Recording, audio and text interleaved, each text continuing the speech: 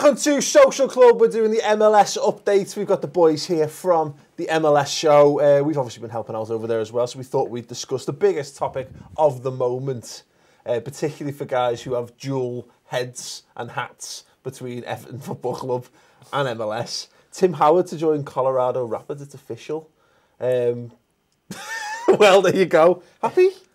Ped cam. I'll tell you what. Let's go with the Everton perspective on it first. Happy, yeah. Expected, yes. Makes sense for everybody, yes. There you go. It's as simple as that, Ped. You've been banging the Tim Howard out drum for quite some time, particularly on this show. I was wondering where you were going to go with that then. Well. I was really wondering where you were going to go. Let's remember you. PG-13? I kept it out the gutter. Yeah. Do you care to keep it out, or are you taking it straight in there? No, you know, the audience for the MLS, a little bit different from the normal audience. We want to keep the levels high. Tim Howard, I think it was time. He's not in the team. You know, simple as that. He's not in the Everton side. So is he fit? Yeah. So he's just not regained his place. He's just not regained his place, which is fair enough because he's crap. No, I think he's, to be honest, it's 18 months too late for Everton. He should have been out of the goal at the beginning of last season, or definitely last January. The manager even said he was going to go out and get a new number one. He didn't. And really, I think that's... Did he say, I'm going for a number one? And then everyone come back and went, where are you? It's not... Yeah. And it's just... Yeah, and it's the right time for him to leave Everton Football Club. Whether it's the right time for him to be joining MLS with the kind of deal he's on, that's a different story. Well, that's an interesting one. As a Stat the Ped game, which I'm going to steal, Chris, is that reportedly he's going to be on the same amount of money that the rest of the keepers in MLS combined. So 2.5 to 2.8 million pound a year, something like that. Dollars, I think it's dollars. Sorry, yeah, of course it is. It's the MLS Show. Pretty much about the same at the moment with that economy. It's mental, isn't it, when you think of it? Because ultimately, you know, I've only been a fan of MLS for a few weeks now, but I've seen some great goalkeeping performances, and I've seen some of Tim Howard's performances, and you wouldn't describe them as great goalkeeping performances recently. So, is he worth as much as every other keeper in the league? No. Is it literally just to get, I don't know, is it just to get his name back in MLS after, 13 years out of it or something like that now? You know, he made his name in the MLS, didn't he, before he came over to Europe and stuff. And it is a bit of a mad one because it's just his name that they're paying for. Yeah. And I don't know whether it sounds to me like it's the start of a slippery slope for the MLS. It's a mad thing because we're going to be discussing over on MLS Show, the channel, we're talking about whether Galaxy are better with or without Gerrard, and there's been a big case being made in the media over the weekend. You look at Tim Howard, and I think there's a real case that could be another one of those things. He's going to go over there.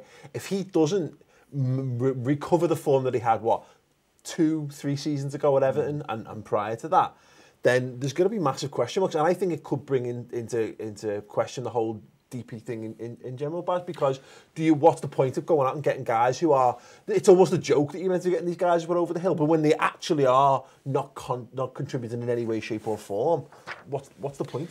But the thing is, he's still involved in the national team. He's still their number one goalkeeper, so they'll look at it and say we're getting the number one keeper from our international keeper. I think he'll have a little bit of an upsurge in form. I think it's a fresh challenge. It's always good to go somewhere else. I think he's gone stale at Everton. There's no question about it. Ped's right. Probably should have gone last January, 15. To be honest, and it's a big name. Don't forget, it's a big name for them. And Colorado, it's without being disrespectful to this, difficult to get flashy players, DP names going to different areas. Will he be the only goalkeeping DP in the league? I think so. He is, isn't he? I think so. Yeah. That's how big it is. Is that not a waste of a slot? Well, I would say that it is what you've just said. It is all about getting someone in. Colorado were the worst team last season, and they need to do something. We've heard Tim Howard with the project, and they are trying very, very hard to skim around the fact that they're rubbish. Yeah. They've done all right. They started well. A big name for them is bums on seats at the end of the day. That's the way they're going to look at it. I don't think he's worth the money, but what I would say is that I think one of the big issues with Tim Howard is as Everton have got better. That's what it is. As Everton have got better, the goalkeeper sees less action, which doesn't quite make sense. No. But when Tim Howard played against Man City at the Etihad this season, he was bombarded for 90 minutes, and he had a really good game. We'll go back to the World Cup. Because you know, when I think what you're saying is, he's still got the shot stopping. He's still an all-action goalkeeper. When you reach that top level, Liverpool had this problem, didn't they? Hey, look, Pepe Reina was brilliant, but when we were rubbish, when we were fighting at the top of the league and he was facing 2 or 3 chances a week, he was good. But when he was starting to get 7, 8, 9, you see deficiencies in his game. It can go the other way with goalkeepers as well. Sometimes maybe Tim Howard can't keep his concentration levels up 100% of the time, but when he's facing loads of shots.